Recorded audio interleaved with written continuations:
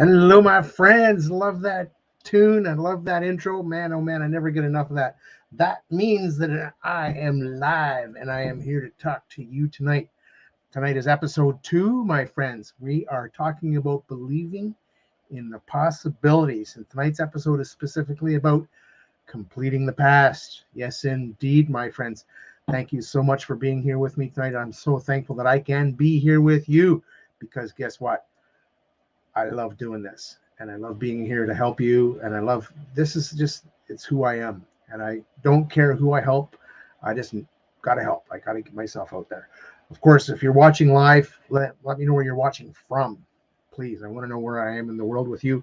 And of course, give me some hearts, some cares, some set your notifications to all because I want you to be able to listen to me whenever I have that chance to talk. And you know I can talk. If you're following me on Twitter or on LinkedIn, by all means connect. And of course, if you're following me on YouTube, hit that notification bell, subscribe, and make sure you're ready for my next live. Feel free to ask questions, make relevant comments at any time. I'd love to introduce myself. For those of you that don't know me, I am Coach Dean Brown, father of 5, executive coach, law of attraction coach, affiliate marketer, investor, serial businessman. I empower coaches, consultants, creative business owners, and C-suite executives who struggle with a lack of results and cracking that code to become more productive while working fewer hours per day and fewer days per week so they can reconnect with their passions. Teach you how to generate more high-ticket leads, close more sales, scale that revenue, maximize personal and team results, and facilitate the enjoyment of living life to its fullest. Isn't that what we want? I am a brother to those that know me and a friend to those that don't. And I'm so happy to be here with you tonight. Tonight, we are talking about episode 2. We are talking about limiting beliefs and how to make a plan for the new year. And of course, understanding how limiting beliefs keep us from not only making that plan, but following through with that plan. And my friends, it is so important that we actually make a plan and work. So we got to plan our work and we got to work the plan. And that's all there is to it. And of course, tonight we're talking about completing the past. Remember, last night I was saying we would start tonight with 8 simple questions. These 8 simple questions are powerful.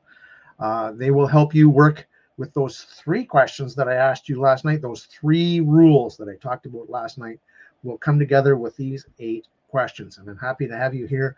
I'm happy to be sharing this with you because you know what? If you're going to create the best year ever, then you need to have an after action review. And that's something that I shared with you at the end of yesterday's episode because that allows you to make the most of closing the gap between what you got right and wrong in the past. Last year, we're talking about last year. We're at the end of this year, so we want to work towards being prepared for next year. And of course, we have to learn some lessons in order to be able to create the best year ever moving forward. We need to know what we did wrong and right last year. And of course, I'm going to help you walk through these steps with these 8 questions. Yes, I can count. And no, I don't need my fingers to count, but that's okay. Here we go, my friends. So, of course, these are all designed to help you process the past year and put you in that frame of mind to create that best year ever. 2022, that's what we're talking about. And of course, there was a lot of 2s in there. And of course, 2 years now, we've been dealing with you know what. And it's been a challenge, been a nasty challenge for many, many people in many, many different ways. So I want to help as many people with this as possible because it got in my way too, and I wasn't happy about it, and I know you're not happy about it, and it's not going away right away either. It looks like we're going to have to live with this through Christmas. So first of all, I want to wish everybody a very merry, amazing Christmas and a powerfully prosperous, happy New Year because it's coming up soon. What is today? Today's the 22nd of December, my friends. Only this Saturday coming, we will be having a Christmas, and let's hope that you are able to gather together and have a great time. So, are you ready to start? You ready to get going? Here we go, my friends. Question number 1. And we're going to start at the beginning of last year with this question. How did you see your year going in the beginning of 2021? What were your plans? What were your dreams? What were your concrete goals? If you haven't done this before, you didn't have any concrete goals. If you have done this before, you did have concrete goals. You might even have done some New Year's resolutions. So, of course, it's possible that you could start feeling some, a little bit of discomfort here just by asking yourself this question. What were your plans, your dreams, and your concrete goals if you had any last year? So, of course, question number 2, right? In the last, if the last year were a movie of your life, what would the genre be? Would it be drama? Would it be romance? Would it be adventure?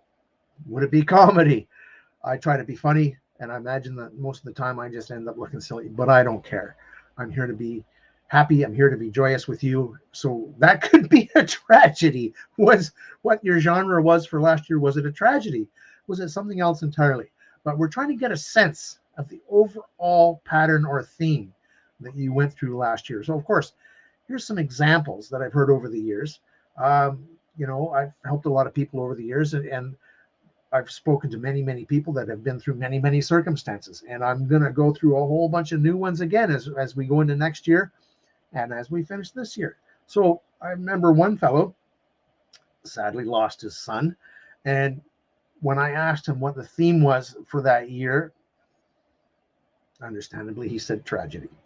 Now, maybe there was someone that got engaged and then married, which I've talked to people like that.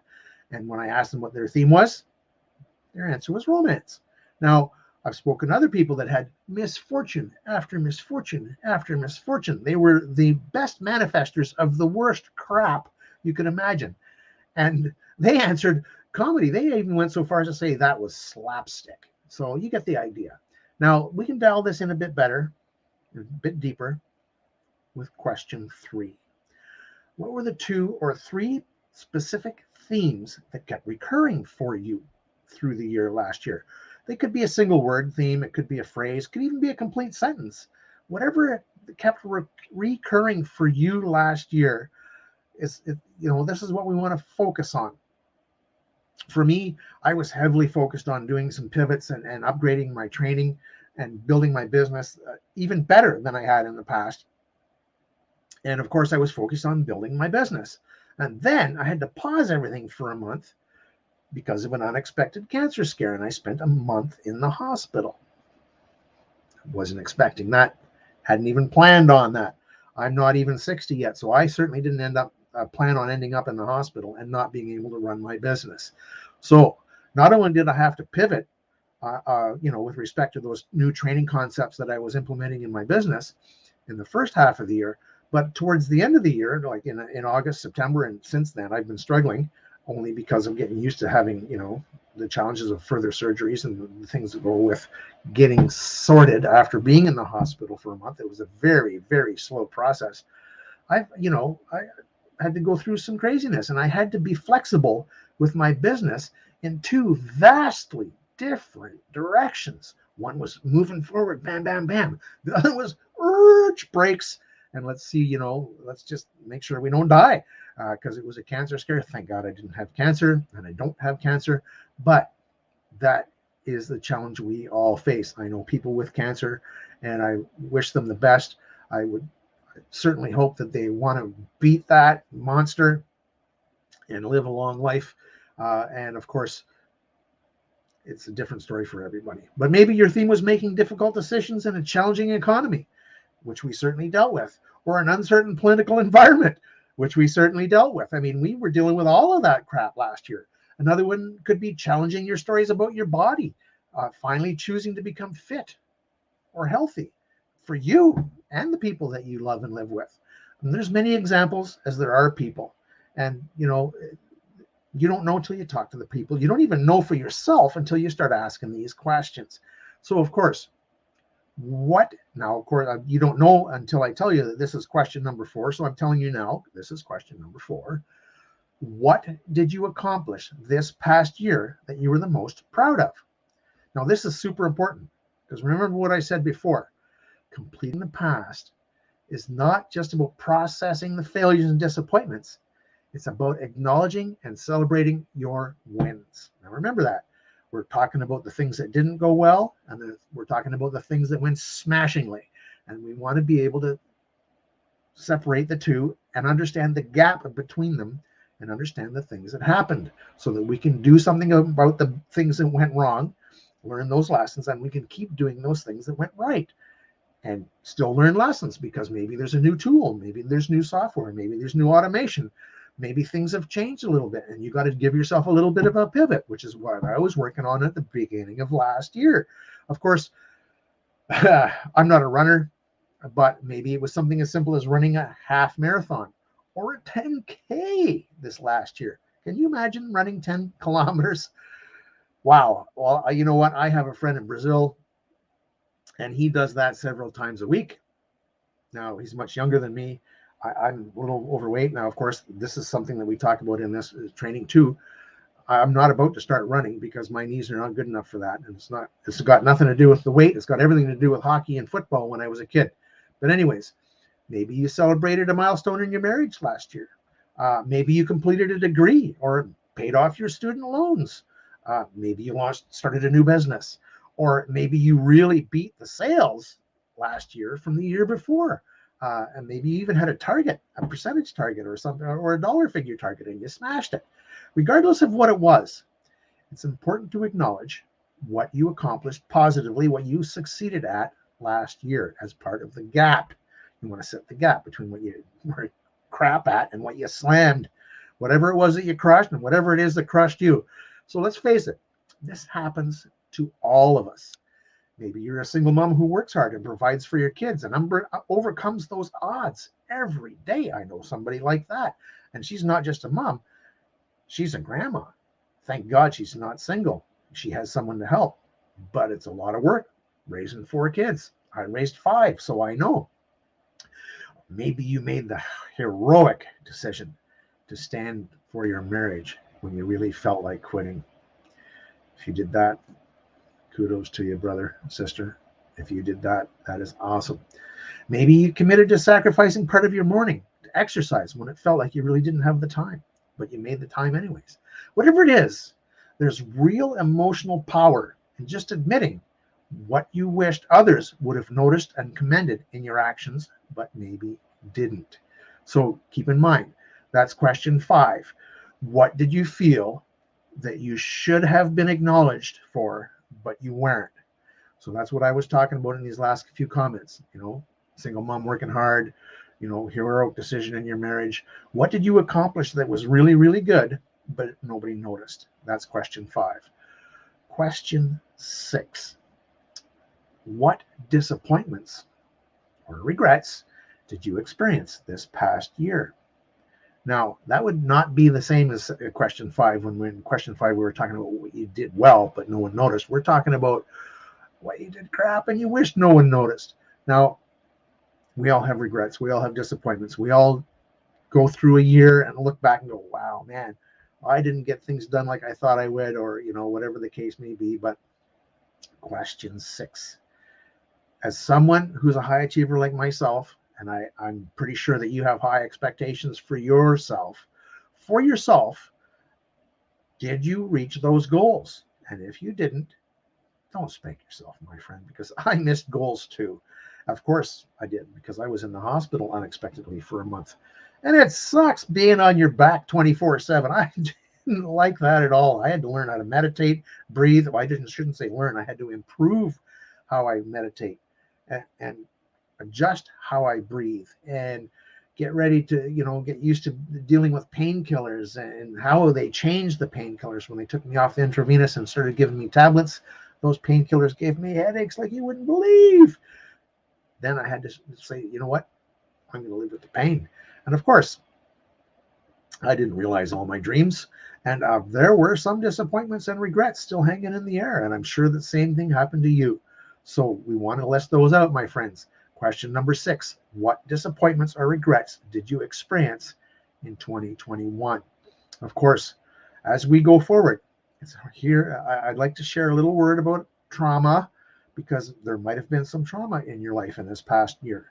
Or there's maybe some that you're dealing with currently, or you could possibly deal with in 2022. I want you to understand, If there's something that has happened, is happening, or you expect to happen, which I hope you shouldn't do that. Let's not manifest crap like that, but you don't know.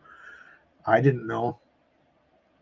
But, maybe you lost a marriage, maybe you lost a loved one, maybe you experienced a bad accident, or you got really sick, maybe there was a violent attack involved, maybe you lost your business. I'm sure lots of people that watch me now are in a place where they've lost their business. I'm helping a lot of people build their business right now, and they were in a place where they had to do the huge pivot because things were not working so well.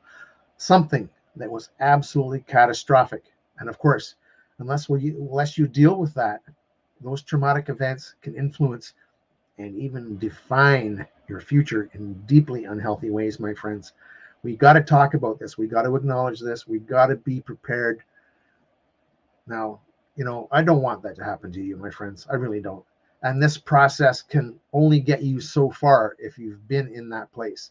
Because if you've been in that place where you've dealt with catastrophes, get an outside resource. It's okay if you need professional help.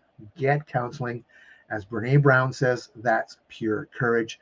And for the rest of us, listing our disappointments and processing them in this setting will be okay. But in the meantime, I just wanted to keep talking and let you know. I've got a couple people here that are making comments in different languages, so I can't help you with that. Happy to have you on the show. Happy to be talking to you, but I don't know exactly what you're saying to me, so I can't help you with this. And of course, I just want you to realize that as we move forward, we're getting close to question 7 here. What was missing from this last year as you look back? What would you say ended up not happening that you maybe wanted to happen? Consider the major areas of your life. Maybe it was strategic planning like this. Who knows? Maybe you wish you had done more of that for your business or in your life. Consider what was missing from this last year as you look back. This is question 7. Now, maybe you wish you'd save more money. Maybe you'd wish you'd spent more time with your spouse. Maybe if you have a pet mouse, maybe you wish you had spent more time with him. Maybe you wanted to have spent more time with your kids, gone on a vacation, taken a sabbatical, gone up in the mountains, found a temple to meditate at. Maybe you wanted to read more books. We're talking about the things that are missing here, the things that were missing from the things that you expected to happen in 2021. Now go ahead and list those things out too. But here comes the last question, my friends. Question number 8. Okay. And this is the part that you really, really want to pay attention to. What were the major life lessons that you learned this past year? Think about that. As you go through questions 1 to 7, the ultimate question is, what were the major life lessons you learned in 2021? Oh, for me, it was like I learned, I learned a lot of lessons with respect to the first half when I was pivoting and I was reestablishing or recreating, I should say, the content in my business. And I was really driving forward with that. And it was just starting to flow ever so nice. Next thing you know, I'm in the hospital. So now I've got to turn around totally U-turn, get that turnaround and deal with the fact that I thought I might have cancer. I didn't really believe it. I've got too much confidence in my health and my practices for my own body, my own health, my mind, body, and spirit, that I didn't really believe that I had cancer, but the doctors did. And I proved them bastards wrong. I did indeed, because they said that bowel obstruction looked like cancer. It was in the place of cancer. It was shaped like cancer. It was in the location of my bowels for it to be cancer.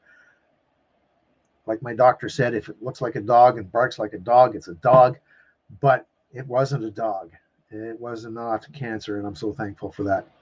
And, it's a challenge when we get into that place. And the hospital is not a place we all want to be in, of course. We want to be at home with our loved ones. So, of course, talking about the experiences from last year now. Unless we learn from those, we can't grow. Shit happens, my friends. But you've probably heard the line from this philosopher guy named George Santayana. Those who cannot remember the past are condemned to repeat it. Until I did this research, I didn't know who that philosopher was. I'd known that phrase for 20 years, but I didn't know it was philosopher George Santayana that had said it. But he also said, progress depends on retentiveness. That means making sure that you remember those lessons you learned and you practice them. It's like reading a really powerful book, but never putting into practice anything that you've read. What is that? That's not cool either. I mean, that's knowing and not doing. And that's not knowing, ultimately speaking. That's me that says that. I don't know anybody else that says that or had quoted that, any famous person that's quoted that. So I'll say it as a famous person. Coach Dean Brown says, if you know and don't do, you don't know. So anyways, you want to distill those lessons. What I mean by that is get them in short, relevant, concise statements that'll help you retain them, help you remember them, and make them part of who you are. Make them part of yourself. That way you can turn this learning into wisdom and use it to guide your path into the future. So this training ultimately that I'm working with here was originally authored by Michael Hyatt.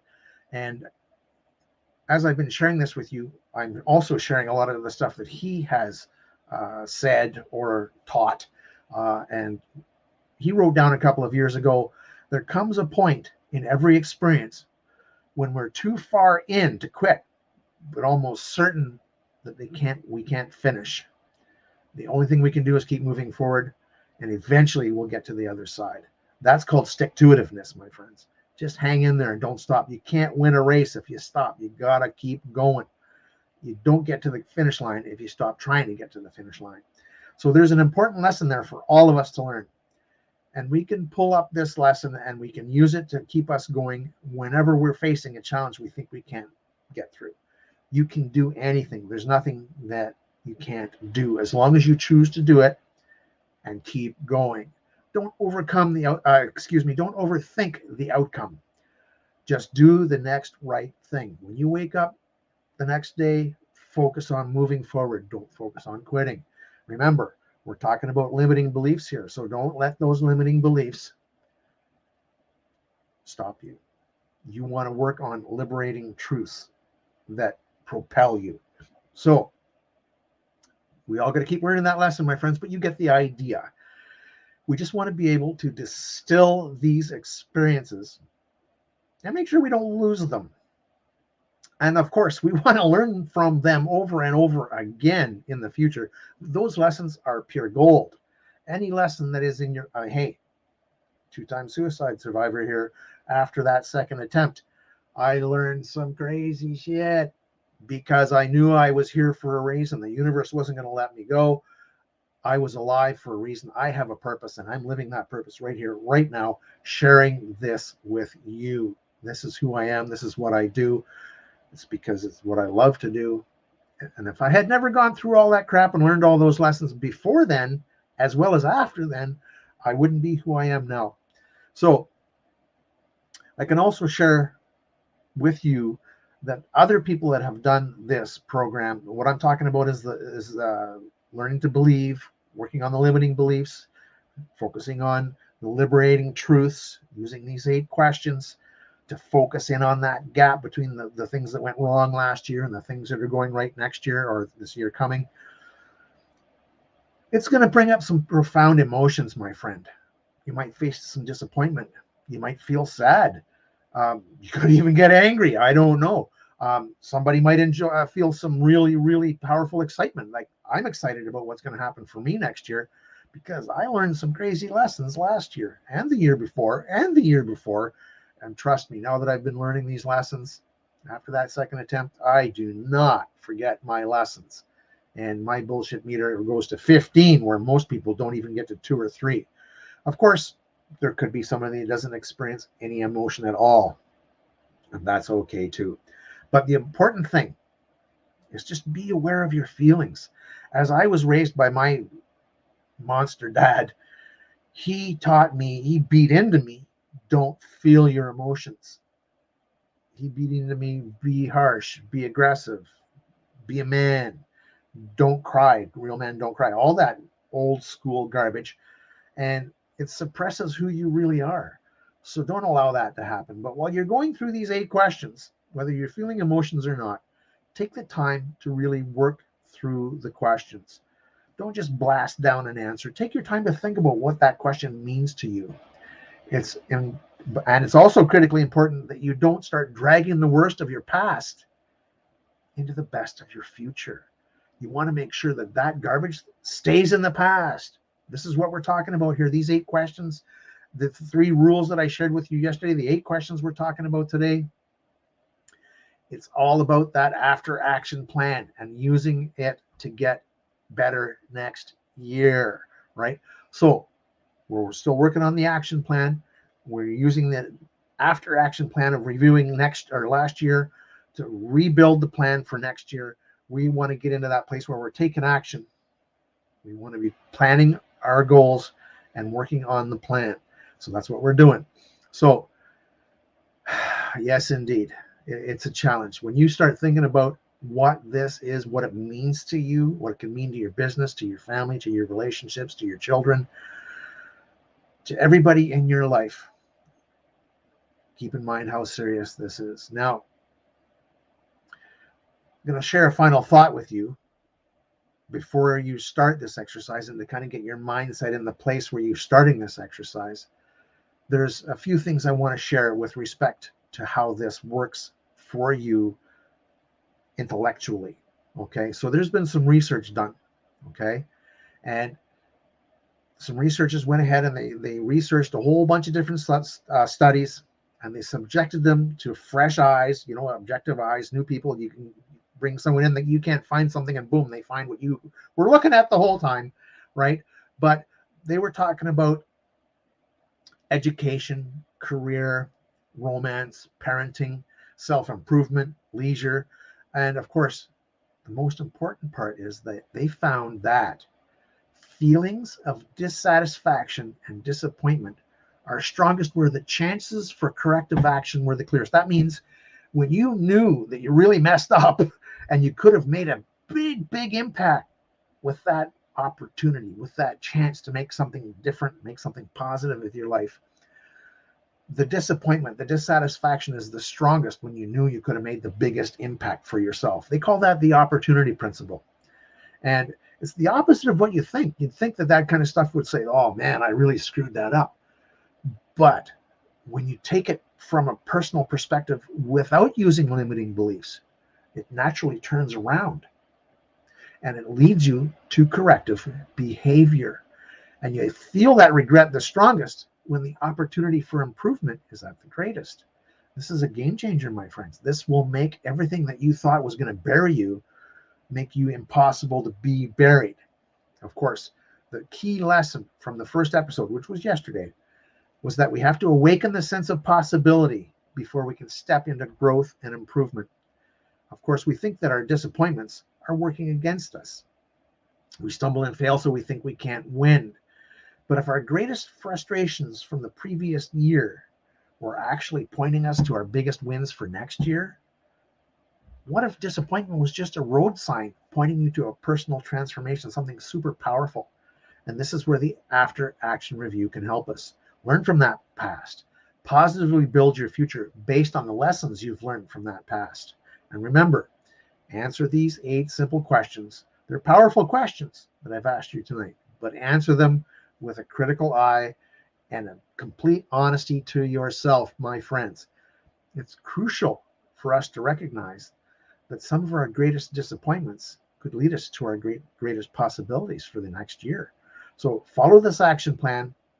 Stay in the frame of possibility. And like I said yesterday, the best time to complete it is now. So take out your pen, get started, pen and piece of paper.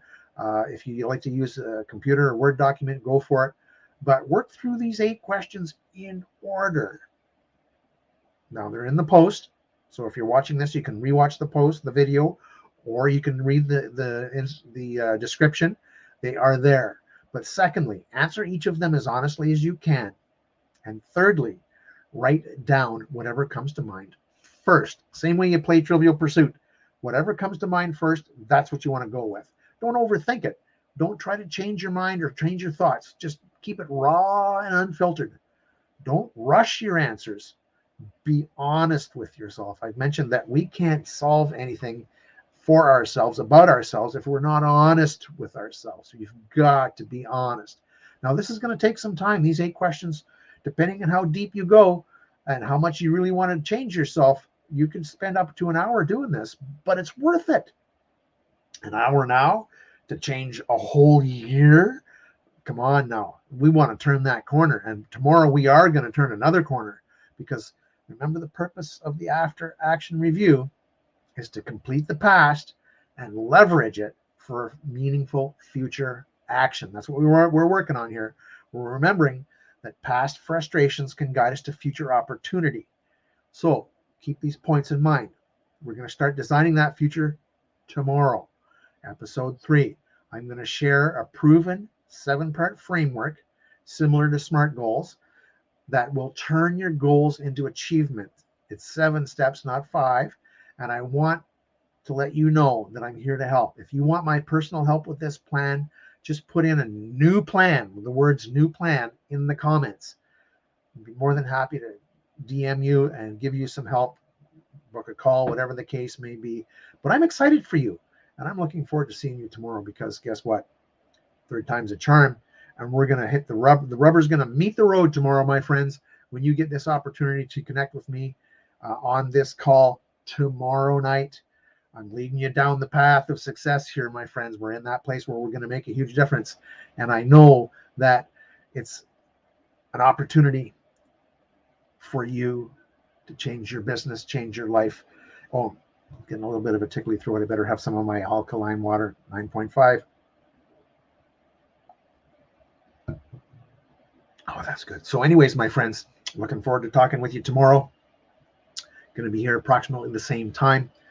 Come on over and we will make the rubber meet the road. Thank you for being with me tonight, my friends. I'm very, very happy to have had you. I'm not sure who that was that commented. I can't read the language that you were sharing with me. So I wish I could. I only know English. I apologize. And I wish I knew more. But anyways, my friends, we will see you tomorrow. Much love. Paradigm Changer out.